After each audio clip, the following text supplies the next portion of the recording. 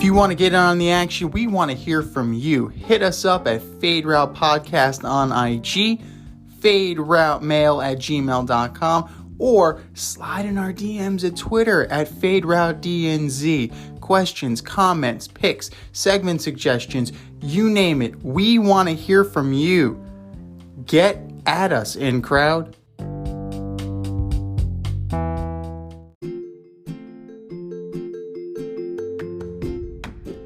You can't help but smile when you see a balloon. The simplest occasion is a party. Westchester Pop Stars, located in New Rochelle, New York, offers balloon styling and decor for all life's events. Birthdays, anniversaries, weddings, showers, school and corporate events, store openings, or just because. Westchester Pop Stars takes balloons and shapes them into works of art, creating decorative installations for your special occasions. No event is too big or too small, and their custom personalization service is top-notch. Westchester Pop Stars is a private studio, quickly expanding. In-person consultation is by appointment only. Send an email to westchesterpopstars@gmail.com for more information or to schedule an appointment. No need to hire an event stylist. All you need is balloons. Currently servicing Westchester, Putnam, New York City, and Connecticut. To find Westchester Pop Stars, search for them on Instagram, Facebook, or Google. Welcome to the Fade Route with D and Z. Here are your hosts, D and Z.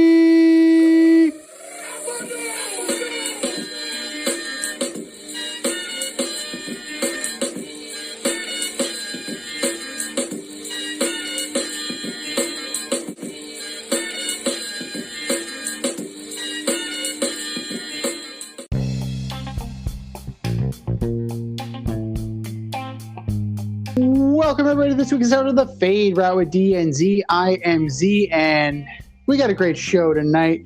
We're ordering up the AFC North. We're talking about Lamar Jackson and his vaccination or non-vaccination. We're going to break down the Field of Dreams game, too, between the White Sox and the Yankees. But we're going to debut a brand new segment this week. It's called This Week in New York Jets Fuckery. And as usual, the New York Jet, after the green and white practice where Zach Wilson looked like absolute trash, Jets coach Robert Saleh is praising him for his effort and his willingness to go into the defensive coordinator's room and learn more about what's going on and why they handed him his ass. And, you know, it's all part of the process for him to be the greatest quarterback in the NFL. Dude, you don't need to be the best quarterback on day one. Peyton Manning wasn't the best quarterback on day one.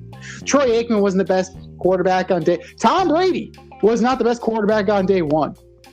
We need you to learn your fundamentals, the fundies, as Keith Hernandez likes to call them, and actually be able to complete a pass. Can you do that before you try to be the best in the world? And that's only part one of this week in New York Jets fuckery. As Denzel Mims was interviewed about why he missed OTAs, turns out he lost 20 pounds because he ate some tainted salmon out of the New York Jets cafeteria. So, boys and girls, if there is a moral to the story, if the New York Jets offer to buy you lunch, say no. And here he is. I've known this guy since our days on Carousel Shoes, flight crew through and through, the last QB in St. John's history. What's going on, D? How you doing, man? Oh, man, am I excited to be here today. I'm excited to talk to you about all this stuff going on, but what a shit show this organization is. I can't hold it in. You can't make this shit up. You can't make this shit up. I'm crying over here. Oh, whatever you guys do not eat your salmon in the cafeteria. Meanwhile, their quarterback's talking about trying to become the best quarterback in the world. Dude, just throw the far out, man. just throw the out from the hash mark. Let's just get that shit down first. Oh man, you just got to be better than your mom. Oh my god! Oh my god! You just got to be better than your mom. I follow Rich Samini on Instagram, and he was saying how Zach had a great practice today. He was 5 for 9 with 2 touchdowns and a pick. I was like, Jesus Christ! Oh my god! Oh, are we doing backflips over that? Oh, jeez. We got a long way to go, man. We got a long way to go. Oh, but this poor man, I feel bad for Mims. He's like, man, I gotta start bringing my own lunch to work. Exactly. But there are only so many bright spots on the Jets. Oh. Right? You got Becton, you have Quinnen Williams. Denzel Mims is one of them, man. He was a pleasant surprise, and you guys try to kill him with bad salmon. I'm sorry I started off the show laughing so hard. I just couldn't hold it in. It's just, you guys got to be kidding me, man. And then you see Robert Saleh jumping up there, and he's like, oh, he's working so hard. I saw him in the defensive coordinator's room. He's trying to learn the defense. Robert, you sure he just didn't go into the wrong room? we sure he just wasn't lost? Because he's got to learn the offense before he even tries to figure out what to try to do on the other side of the fucking ball. I heard this was the cafeteria. I heard you served some mean salmon. Like, dude, the defense coordinator, just get the fuck out of here. Could you go down the hall? Can you just go down the hall? Get away from me. Can you get away from me? Just get away from me, kid. Oh, God. Here's what I want to know about the offensive coordinator. God, does it say Mike LaFleur or does it say Matt LaFleur's brother? It's got to say Matt LaFleur's brother. On the nameplate. Right? It's just got to say. It has that's priceless. Yeah, I mean, reports are coming out that he's really looked like dog shit pretty much every day, and everyone's kind of going to bat and trying to, like, defend him and saying, oh, he's still learning the system. Oh, it's just practice. It's like, guys, man, Buffalo Bills are coming to town, man. New England Patriots are coming to town. You better get ready. And I didn't realize it, but there really is like a veteran shortage in quarterbacks. I mean, everyone's waiting for the Chicago Bears to cut Nick Foles so they can sign him. You got the Colts online for that. I think the Eagles are online for that. And I think the Jets got to be on that line too.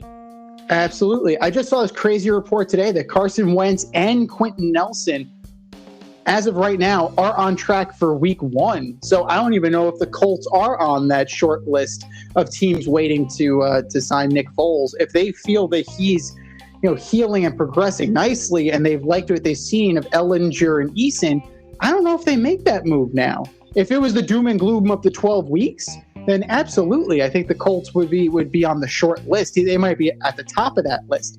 But you got to count the Cowboys in on that too, and we'll talk about that later. But there's definitely, it's a short list. Gardner Minshew, I don't think he's going to get cut. He's not going to get cut. He'll get traded. No, right? That would have to be a trade. He's going to have to be a trade. And really, if I'm Chicago, I don't even know if I do cut Foles because I know there's a huge market for him. Like, why should I just give him away?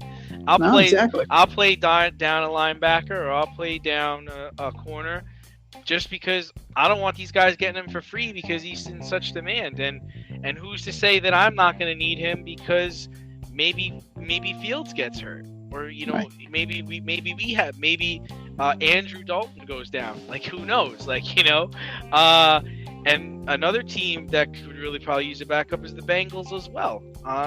So I think a lot of people are banking on being able to sign Nick Foles, and I don't know if it's that cut and dry. It's crazy how much of a shortage there are in quarterbacks. It's really surprising too because you do have a lot of talent at the position that comes out every year, but not everybody is that NFL arm.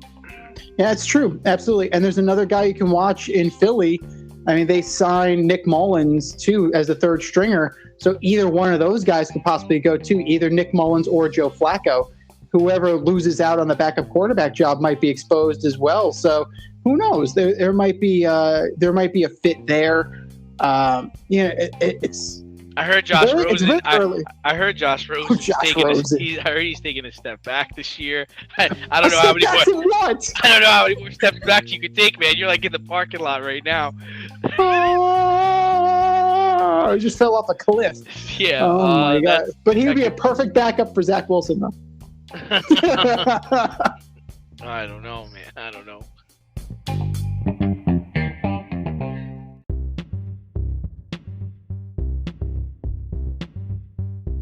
It's time for the Fade In, where we give a nod to the trending sports stories of the week.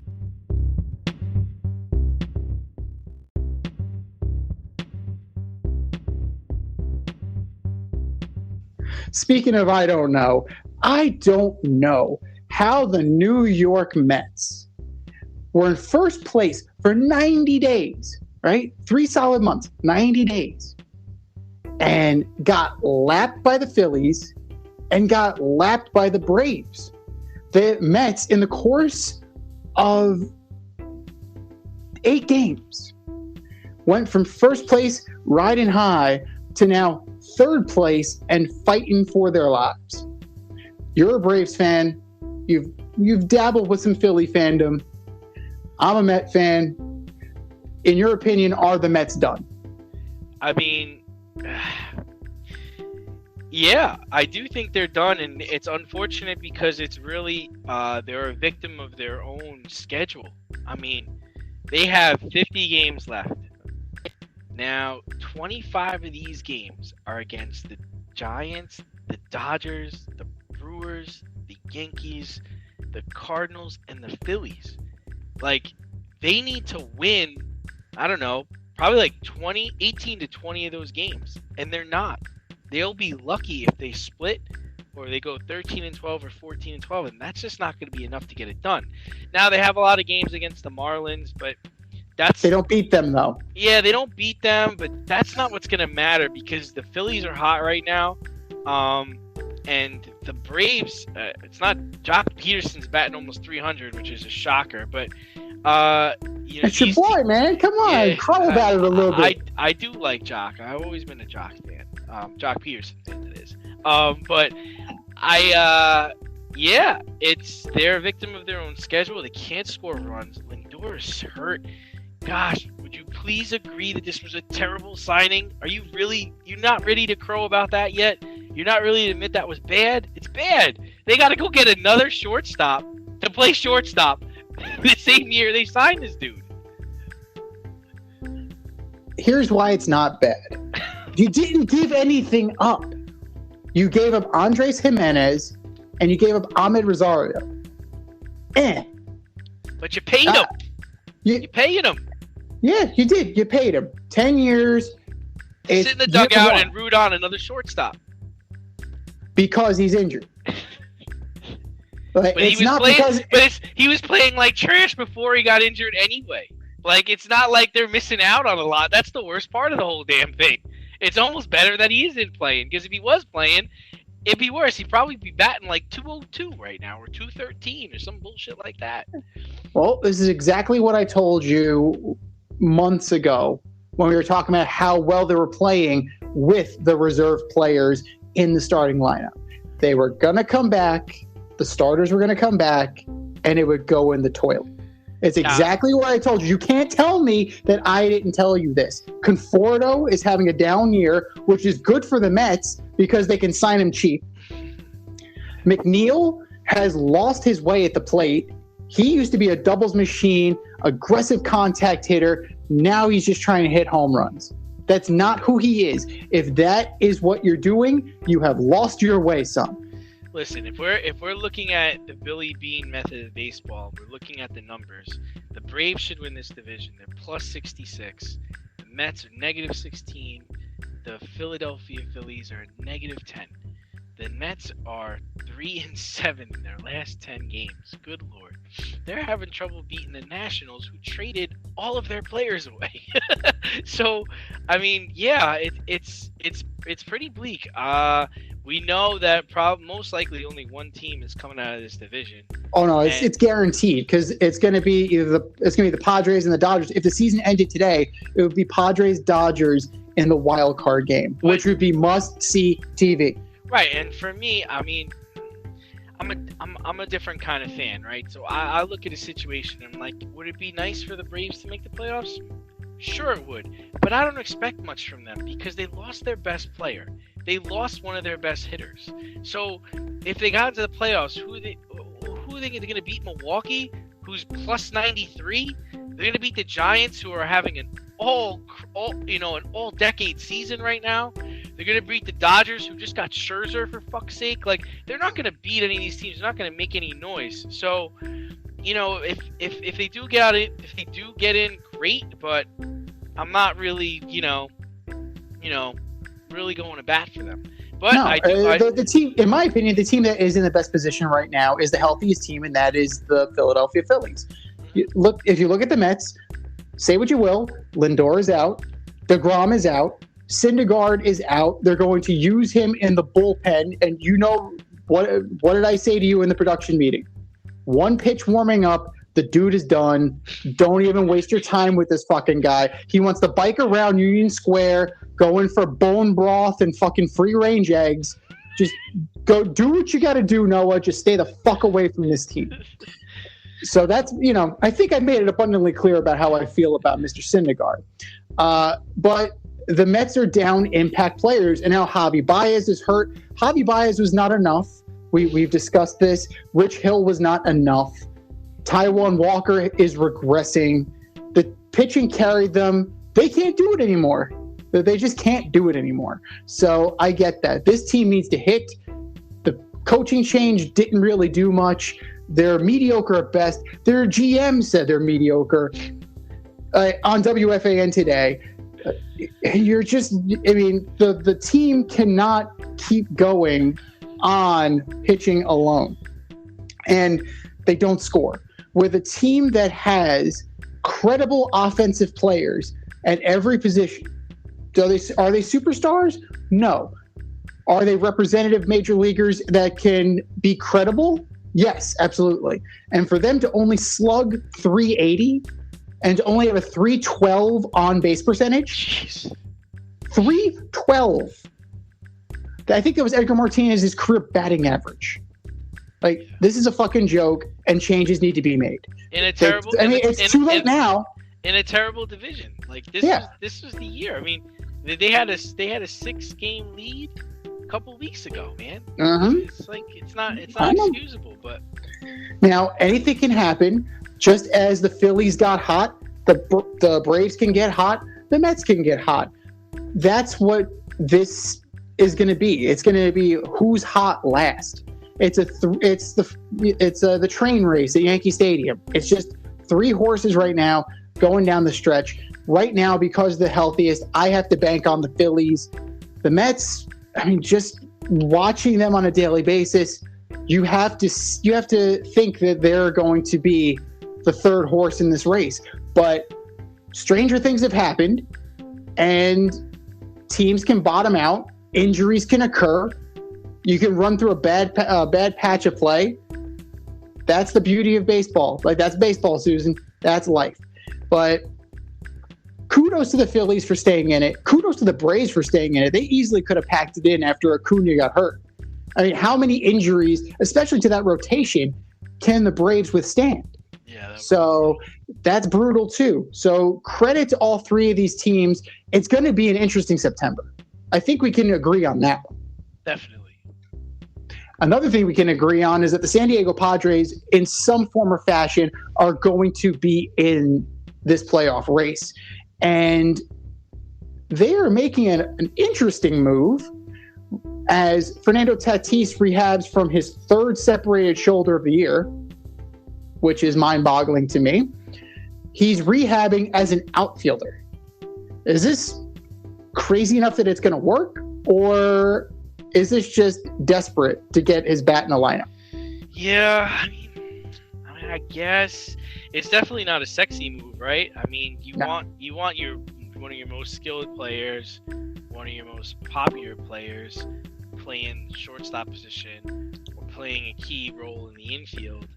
I'm not sure I fully understand it, because I feel like he has mainly gotten hurt as a batter and a base runner. So I'm not sure why you're putting him in the outfield. I think they should just keep him at short, sell the merchandise, sell the tickets. I think he will get lost out there. He's just going to be another another outfielder if you put him out there, and he's also going to really jack up the average salary of an outfielder, really mess up teams, right?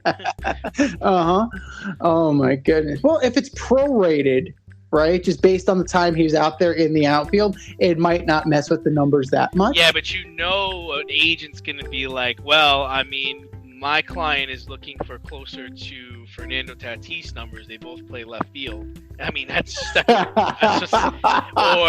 going to happen, right? The average per year. That's what you're going to look like. You're like, well, my client's the third best left fielder, and Tatis is the second best, or they're on par with each other. That's how agents are going to be. So, yeah, I think that could really be a problem for the market. This collective bargaining agreement isn't going to be tense enough. That's true. They're not going to even play baseball next year. What are we kidding? We might be able to get on the field, man. I have no problem being a scab. I'm just running with that. But the Padres, they've scored the 9th most runs. They have the 9th best batting average. They have the 6th best on-base percentage. They're slugging .411. That's with Tatis. You keep Cronenworth in the lineup. He's an all-star. Adam Frazier's in the lineup. He's an all-star. If you can find a way to Trey Turner, Fernando Tatis, and keep his bat in the lineup, because his bat plays like this. I mean, if he's credible, he doesn't have to be Roberto Clemente. He doesn't have to be Ken Griffey Jr. If he just doesn't embarrass himself, they have a win. Because you look at his numbers for the year: 292, 31 homers, 70 ribbies, 651 slugging, 1024 OPS. That bat plays. And honestly, those numbers play more as an outfield bat anyway. Like, you want that out of your corner outfielder, that's for sure. And the Yankees would kill for that out of their corner outfielders. But it has to be a short-term thing. Fernando Tatis' future is as a shortstop. I mean, this team, AJ Preller, there's win now, and then there's win now. And he is definitely in win now mode. And this is, an embarrassment of riches that is rivaled only by the Dodgers. And my concern is that they didn't bolster the pitching enough, because Blake Snell came back from injury. Yes, he had one good game, but he was nothing to write home of before he went down. They have 0 quality starts this year. The Padres have zero quality starts. That's troublesome. Not only that, but Paddock's hurt, or he has COVID, one or the other. That hasn't helped either. No. And then, I mean, Darvish has been Darvish. They were banking on that Max Scherzer trade. They definitely were. They're similar to the Mets. They're the third horse in that race, right? I mean, it seems like the Giants can do no wrong, and the Dodgers just went out and got Trey Turner and Matt Scherzer, for God's sake. So I think they're going to be fighting an uphill battle anyway. I remember back in the day, the Braves used to play Chipper Jones out in left field, but it wasn't, try to save him for injuries, because we want him to play left field. If you want the guy to play left field, that's fine, but don't put him out there, trying to save him from getting hurt. I don't see the logic in that. And put him in position that he feels the most comfortable playing, and that he wants to play. I mean, if he's willing to go out there and play short and dive around, like, don't let him change his game. You got to let him be who he is. Well, you have to think that, especially with the investment they made in him, that they didn't run it by him, and they wouldn't be doing it unless he signed off on. So I definitely think that he is trying to be a team player at this point in time. And, I don't think it's going to hurt in the long run unless he dives. Like, that's the only thing that I would caution him against. Just lay up. If you feel like if you need to dive for a ball, just lay up. We'll deal with the single. I don't need you diving and hurting your shoulder worse, and then now you're out for all the next year. You need to kind of put the spurs on this guy a little bit. He doesn't play recklessly. He definitely plays hard. It's not that fake hustle. It's not that Bryce Harper hustle. This guy actually hustles. So I just think that they need to kind of bridle his enthusiasm a little bit and just kind of like let him know, like, we need you for 10 years from now. Like, we're not going to sacrifice you just for this run. They are built for 10 years at this point in time.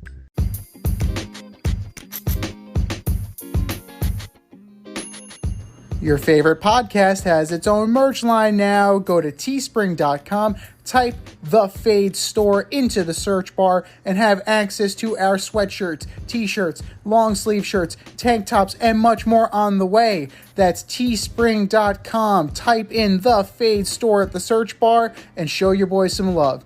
Rep the Fade Route brand only at The Fade Store, only on teespring.com.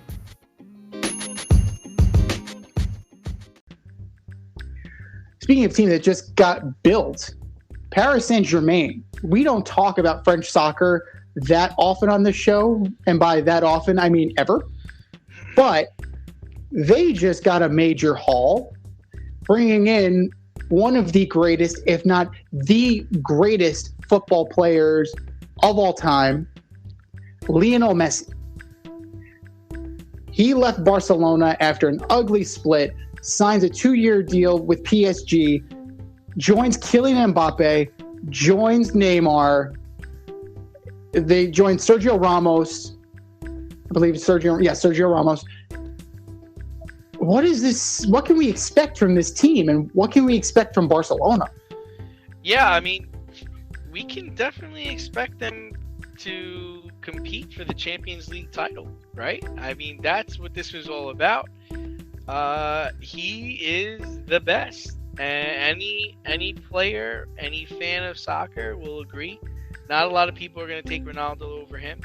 Not a lot of people are going to take Ronaldinho over him. He's it. As far as Barcelona are concerned, I think there's a chance that they could even meet in the championship. They can meet even in the Champions League final. Like they're still gonna attract the best talent in the world.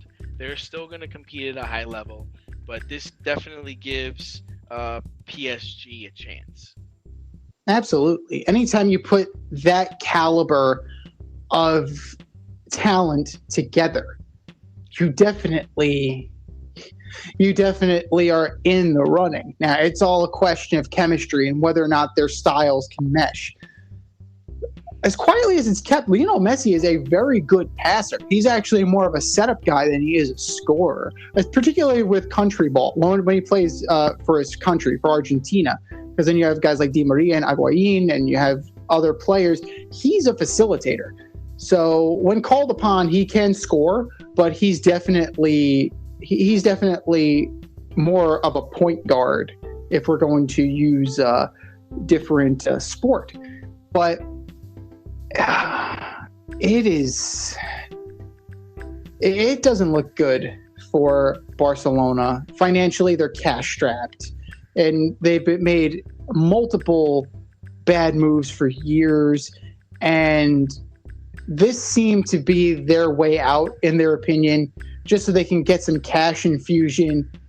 I mean, as based on the revenue sharing program that's in place, it's a cash infusion of $300 million for private equity money.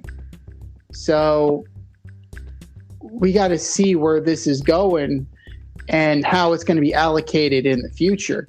But when you lose your best player, it's easily going to hurt. It's just a question of how they can rebound from this. And to make matters worse, I think, is the deep roots that Lionel Messi had with Barcelona, coming from academy to the big time. Like, yeah, he spent his whole life there. His whole life there. Yeah, exactly. Yeah. When he finally, when Argentina won, and Messi finally was able to, win on the national stage, they were cheering in the streets of Barcelona. That's all you need to know about his relationship with that team and with that country. that it's an icon. It's very similar to a Tom Brady kind of coming through the organization from the draft to ascension to superstardom, and then all of a sudden, we can't pay you anymore. So you know, it's like you buy. Like, I said, what? I'm sorry. What now? Like, right. It would throw some people for a loop. Sure, but it's not like with the NBA where we have some tampering charges being investigated. You have Ball going to the Chicago Bulls, Lowry going to the Miami Heat, both on sign and trade deals. Is this tampering a big deal anymore, or is this kind of just accepted practices in the NBA? Well, it's only an accepted practice when LeBron James does it. I think we can all agree on that. The prime example now is LeBron James contacting Carmelo Anthony saying, "It's time." And now it's time. It's Melo time. And now he's finally a Laker. But in all seriousness, how do you expect teams to conduct these trades? How do you expect them to do this? Because you're dealing with the agent. You're trying to sign the player to the terms of the deal to facilitate the trade. That means you need to talk to not only the player, but you also need to talk to the other team that's trying to trade for the asset. It doesn't make any sense. Yes, illegal contact. Right. You know, I understand that. I understand the concept of it. But at the same time, you kind of need to have these open channels of communication in order to foster these deals. Yeah, I mean, I'm not sure how they expect sign and trade deals to get done without everyone talking to one another. I think it's important for all teams to play on the same playing field. I mean, we definitely want, fair play for everybody, and we want everybody to abide by the same rules. But at the same time, if the player and the teams are aligned, I mean, I really don't have a problem with it. So if Kyle Lowry is going up to the Raptors and saying, I really would like to go play for the Miami Heat, this is what I'm looking for, but I don't want you guys to, be left with nothing. This is the way to get that done. I mean, he served his time there. The LaMelo, the ball situation, it's Lonzo Ball. I keep saying LaMelo. I don't know why. But with the Lonzo Ball situation, I mean, it's just like, yeah, $85 million. Man, that's a lot of money for this guy. I don't really agree with it. But hey, they're sending him out. They're getting players in return that they feel are going to help them compete. All the teams involved are on board with it. If someone else has a grievance or an argument to make, let's hear it. But I mean, if everybody's happy, I don't see what the issue could be.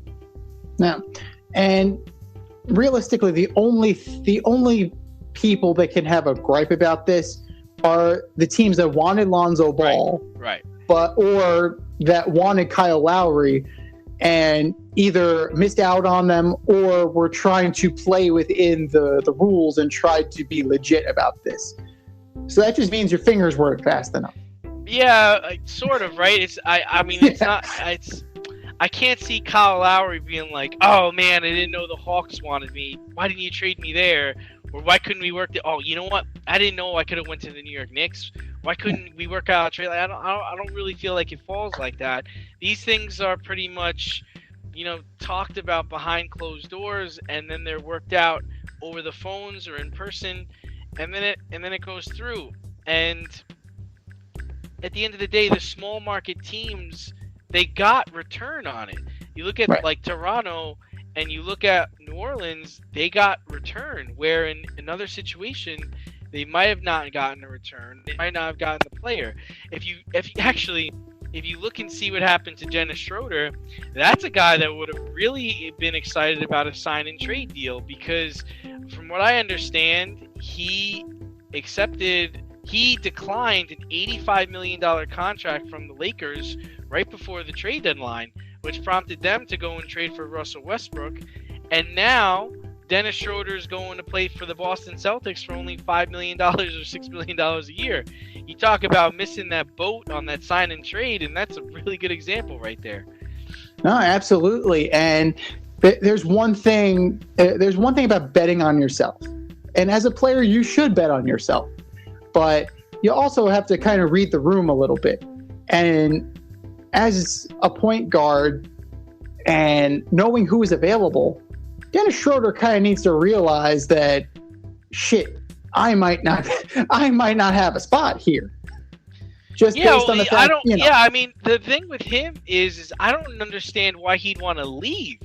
Like, you're getting offered $85 million to play with LeBron in LA. That didn't work for you? Like, what?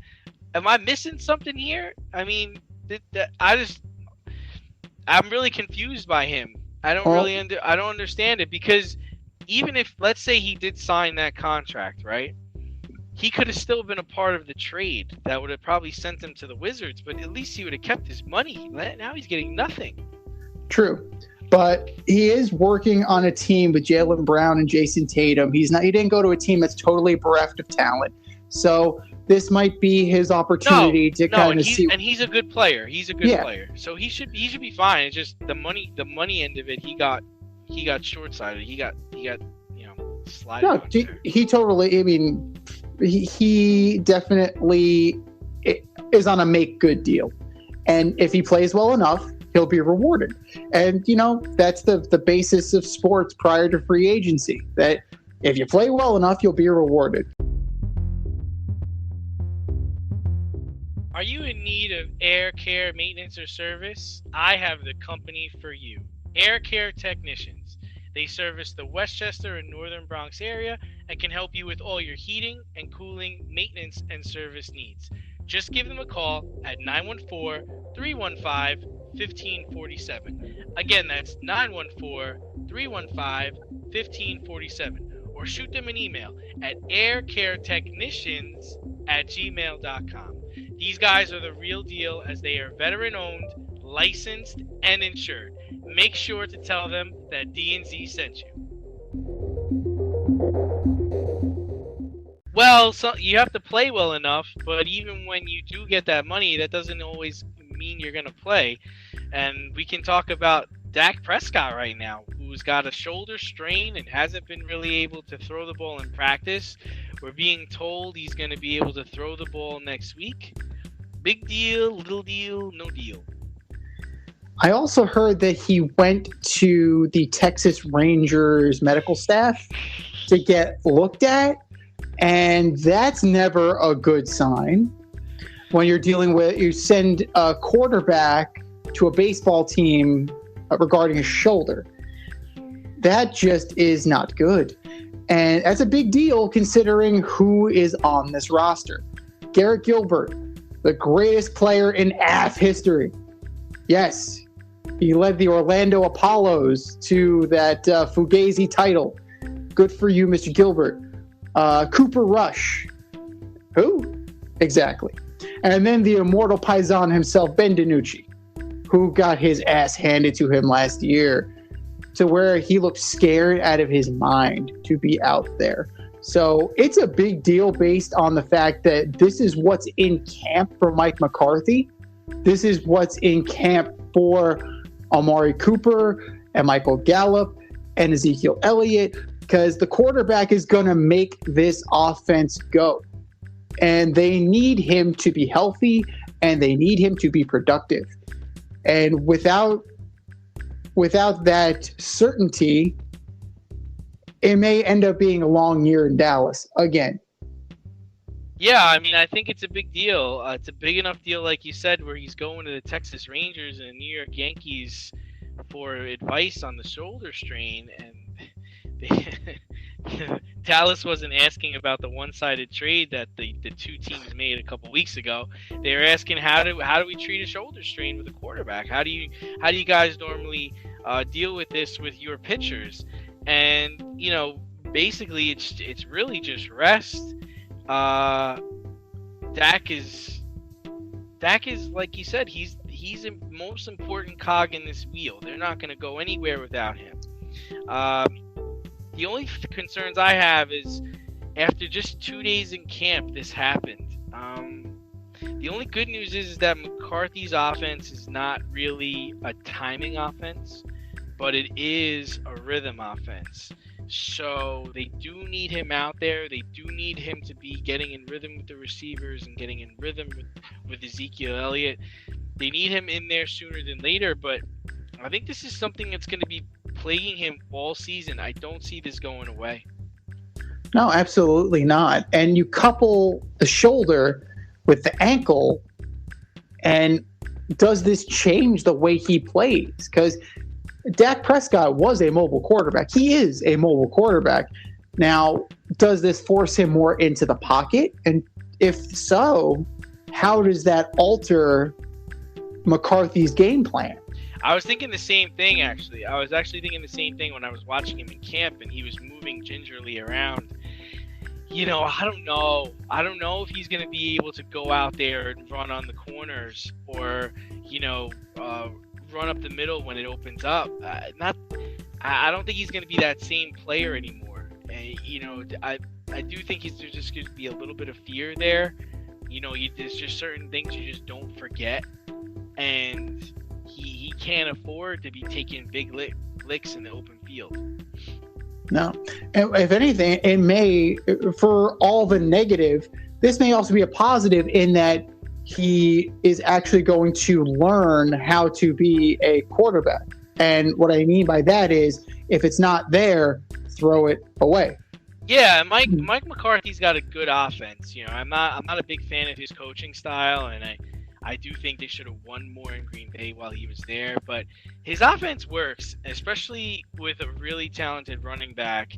It really focuses on deep routes down the field, which is set up by, really getting the running back in space and also being able to get 4 to 5 yards of carry, which he can really get. So he's got the receiving core. I mean, he's got Cooper, he's got Lamb. He's got Gallup. He's got people to throw to, and even Zeke out of the backfield. They need to be worried about him putting pressure on the defense, and he's got to be able to throw it 25 to 30 times a game and not be in pain or discomfort. This is week, day 2 of training camp. This isn't week 2 or week 10 of a season where you're constantly throwing the ball, landing on your shoulder, getting hit. They're trying to say he's going to be able to throw next week, but if it starts firing up on him again, what are you going to do? You're going to shut him down at some point. You're just going to have to push forward. Yeah, at some point you do need to push through it, but at some point discretion is the better part of valor, and that's up to not just Dak Prescott, because the athlete is always going to want to push it like that, especially now that he got paid. When he wasn't getting paid, he would be even more aggressive.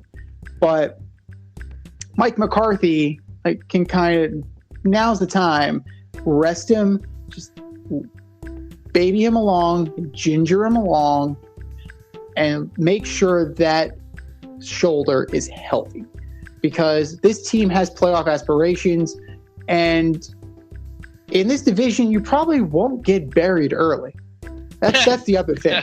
Yeah. But let's be real here. With the exception of a hot start by the Washington Football Club, none of these teams are going to be juggernauts. So you could probably afford to kind of lay back a little bit and say, okay, you still haven't had a proper training camp. We'll give you till week 4. We'll ease you in. And Garrett Gilbert, you'll take the beating.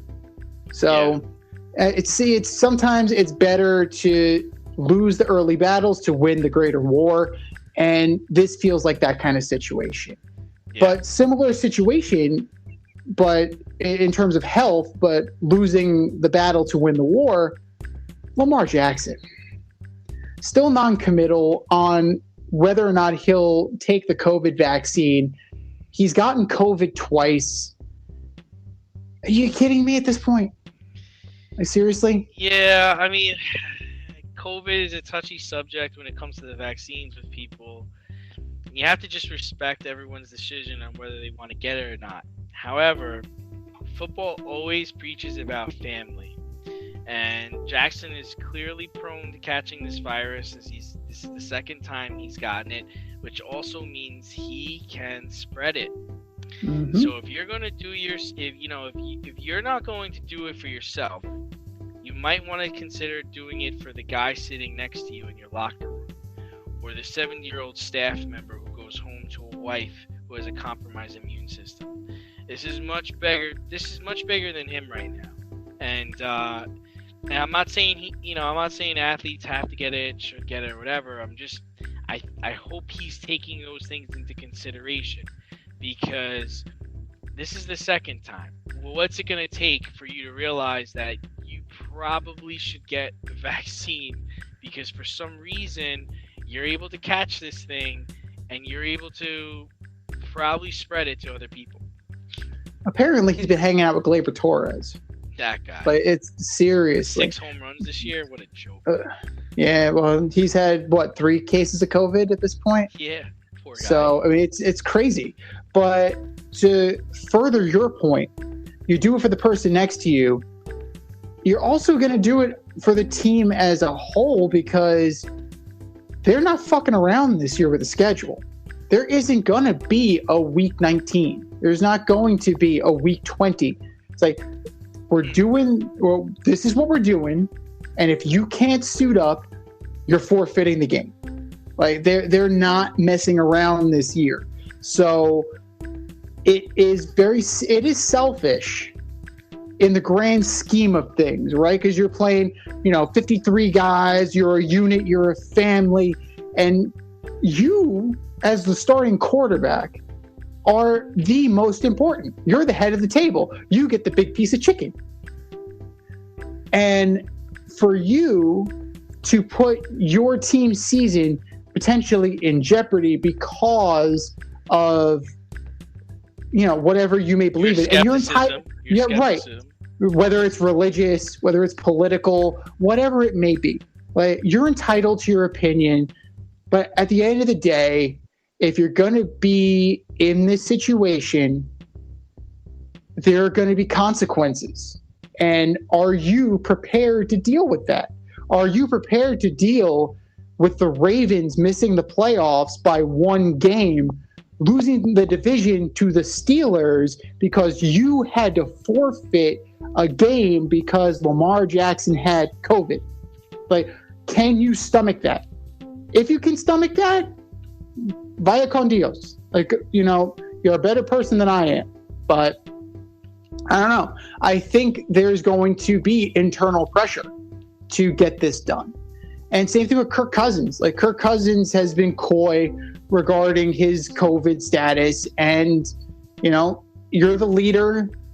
You're the head of the table. You get the big piece of chicken. Allegedly. Right. I mean, he might be a vegetarian. I don't know. He might get superstar. Alleged superstar. The line is available at the Fade store. Buy it today. Just saying. But as an alleged superstar, you have a responsibility to your team. You have a responsibility to the fans. You have a responsibility to the ownership. You have a responsibility to the people who have come before you. So you got to make the smart decision. You got to make the right decision. And I understand you having, doubts. But you're going to have to do what you have to do for your team.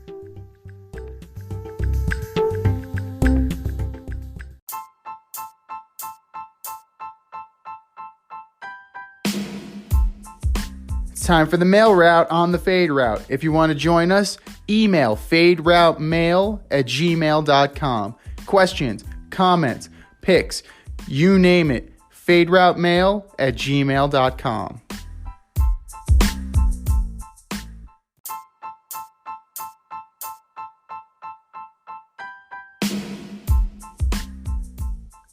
All right, boys and girls, we have a full mailbox for you today. And remember, if you want to reach out to us, faderoutemail@gmail.com, faderoutednz on Twitter, or Fade Route Podcast on Instagram, and maybe it'll be your email in the mailbox. Email number 1 comes from Charlie in Spartanburg, South Carolina. First time. Hey guys, hope you're doing well. Are you interested in the Field of Dreams game between the White Sox and Yankees? Not really. Not really interested. It's about 30 years too late, in my opinion. I think it's lame. I don't understand why the Yankees and the Red Sox are playing in it. Why not get some Midwest teams in the game? I don't know. What's next? Are they gonna play a little league game in LA to try to recreate the Sandlot? Like, I mean, the movie was good. Don't get me wrong. I don't get why this needs to happen. I don't get why this has to happen right now. I'm not interested in the game per se, although the White Sox and the Yankees, it's going to be good. The White Sox just got Jimenez back. They just got Robert back. They are loaded for bear, and they're easily going to run away with the American League Central. I'm interested more in the spectacle of it. I want to see the field. I want to see the throwback uniforms. I want to see that element of it and how Fox plans on making this look nostalgic. There's no fence, right? It's just the corn stalks, right? Yeah, it's just the corn. And then in the back, beyond right field, there's the corn maze. So there's going to be like a little corn maze. Yeah. And then from what I saw, they put the bullpens in center field. That's the only part that's actually fenced off. Okay. Because you can't have a stray baseball from warm-ups. So yeah, I get that. So that in that part it looks cool. The house is still there, which is really interesting. The White Sox are going back to their, Shoeless Joe Jackson look, the 1919 Sox, pinstripes, the whole thing. The Yankees are going to the road grays, not too dissimilar from what they usually wear, but I would have gone farther. I would have gone like old school gloves. I would have gone with the bats, really make it work. But I don't know. I do like baseball being taken and brought to different places. Like I was into it when they went to Williamsport for Little League weekend. I was into it when they went to Fort Bragg. Like that was cool. It's a different location. It's something different. And it definitely should bring eyeballs to the seats, to the TV. Is it a little too late? Probably, but it's still something cool and something different. And then over the course of 162 games, you definitely need that because baseball can drag. Email number 2 comes from Leah in Miami. Another first timer. Hey guys. Did you see this video of Lewis Brinson allegedly being called the N-word? What did you hear? Was he right? Oh, man. So, listen, I watched his interview. He sounds like a very educated man.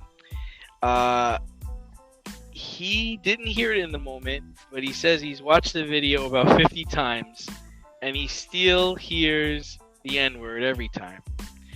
I watched the video and it sounds like he's calling the mascot. So I'm not sure why this man would shout the N-word. It looked like he was looking in the direction of the mascot when he was shouting. So I'm gonna give him a pass and say, he was calling for the Colorado Rockies mascot. As the guy who just spent 10 months of my life in Denver, I'll take this as my account. Lewis Brinson definitely sounds he sounds convinced he heard what he heard, and if that's the case, then you heard what you heard. Rural Coloradans definitely have an accent, so like Sam Elliott type accent, like it's thick, like cowboy accent. So if you have that accent and you're saying dinger, danger, you could. I mean, you could easily misconstrue that. Absolutely. Will we ever know? Probably not. He's entitled to think what he wants to think. He's definitely listened to it many times, and he's formed his opinion based on what he's heard. What I have a problem with is the Colorado Rockies issuing a statement denouncing the fan before doing an investigation. And then 2 hours later, putting out a post on Instagram saying, remember when we said that we denounced this guy? Mi scusi! Really, guys, get your facts, get your shit together before you decide to ruin a dude's life. I'm just throwing that out there. You'll be a lot better off, and you'll keep the lawyers away. Probably a good idea. Email number 3 from Drew in New Orleans. Could it be? Nah, probably not. Michael Thomas wants out of New Orleans. Where is he going to go? Man, show him the door. Seriously. This is not high school. There's no need to send cryptic messages on your social media account to the team you're playing for. If there's something you need to say, just come out and say it. Whatever the story is, just say it. I don't understand why he's being like this. New Orleans should trade him. Call the Jets. They're stupid. Call the Ravens. Call the Lions. Call the Colts, Jags, Texans. Possibly get Watson. Raiders. There's plenty of teams that will line up to take Mike T. You don't need to deal with this. Even when he comes back from his injury, he's clearly shown you who he is the last, 6 or 7 months. Dude, if you needed this surgery, you should have got the surgery already, okay? I don't want to hear it. And you're not in camp right now. They got Jameis Winston. They could really use you. You're going to miss the beginning of the season. They paid you. You set records. What's the problem? What is the problem? So if you're going to be like this, if you're going to send cryptic messages through your social media account, we don't need you. You want to Odell Beckham the situation? Then you can go Odell Beckham send him somewhere where teams are terrible. It's very passive-aggressive of Michael Thomas to issue these cryptic statements, like you said, talking about biting his tongue in order to save the Saints' reputation. Dude, shut up. Seriously. We've in the summer of Aaron Rodgers, we don't need more of this. It's a beautiful mystery. No, this relationship isn't a beautiful mystery. You want out. They kind of don't want you anymore. So it wouldn't surprise me if he was out the door. I don't think that's true, though. I think they do want him, but they don't want to deal with the bullshit. What are you stop coming at us, man. You are not in training camp. You had all offseason to get this surgery. Of course they're upset. Why wouldn't they be upset? They're going to miss you for the first 5 or 6 games of the year. In a year they don't have Drew Brees. And they need you to be on the field, which you weren't last year. So whether he's saving them from a story or whatever bullshit he's trying to pull, just get out there and play. And if you don't want to play, X to be traded. They'll trade you. They absolutely will. And there are definitely teams that would line up to take him. The Ravens you mentioned, the Jets you mentioned, the Jags you mentioned. I saw the Patriots. Bill Belichick would not put up with this shit. I don't think he brought in Randy Moss. Randy Moss wasn't a headache. He mooned the crowd and said straight cash homie. That's nothing. Randy Moss never did much in the way of passive aggressive. He was aggressive. Would Michael Thomas better a team like the Eagles? Sure. Especially with a young wide receiver core, you definitely will bolster that room for sure. Even a team like the Bears are ready to win now. Shit, why not? Andrew Dalton to Michael Thomas, that'd be pretty good. Justin Fields, Ohio State to Ohio State. I think people would really sign up for that. And then I even saw the Chiefs. That would be crazy to me. You have Kelsey, Hill, and then you have Michael Thomas on the other end as the bookend. Like, that would be an embarrassment of riches. But the more I think about it, I like the Bears idea. Like, it definitely opens up their offense. And if David Montgomery can actually, do what he did, if he can repeat what he's been able to do, that offense just went from to scary in a hurry.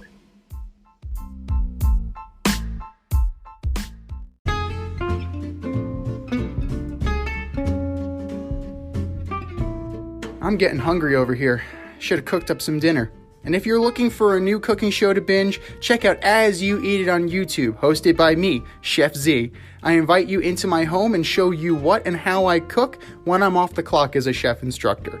You're going to learn fun recipes and creative methods to empower and inspire you in the kitchen and take it to the next level.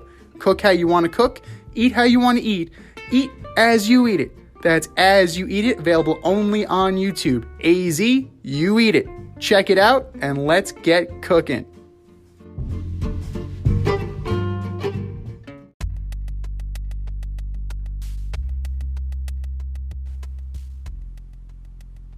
Order up!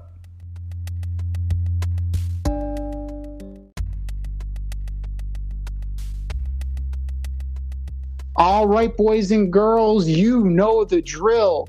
We are ordering up. Order up, order up. Our picks for the NFL divisions. And this week, we are ordering up the AFC North from 4 to 1. Who you got, D? Okay. This was an interesting one. So at 4, I have the Bengals. I think Joe Burrow comes back, but he's going to be a little rusty. I can't remember the last time Joe Mixon finished a full season, and I can't name anyone worth a damn on defense. They'll be better next year, but this year they're going to come in 4th. At number 3, I got the Steelers. I think this is Ben's last year.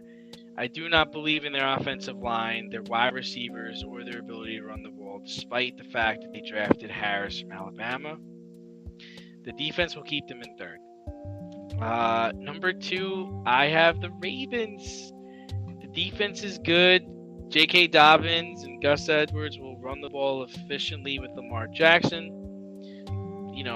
I want to see J.K. Dobbins become the lead back. I want to see him catch the ball out of the backfield more. They use Gus Edwards a lot for that. They didn't get Julio. Rashad Bateman just got hurt this week, so I have questions about their ability to throw the ball consistently downfield. So that's why I have them at number 2. And not number 1. I'm going to join everybody else in thinking that this is the Browns' year to win the division. All signs point to the Browns. Baker is in a prime position to earn a fat contract. Nick Chubb and Kareem Hunt are probably the best 1-2 punch in the league. Clowney is already on a good defense, and he's going to be in a 4-3, which is where he can succeed. He's not really a 3-4 linebacker. And I think Kevin Stefanski can coach. I think he's a good coach. They're going to pound the ball, play solid defense, and win the North. Wow.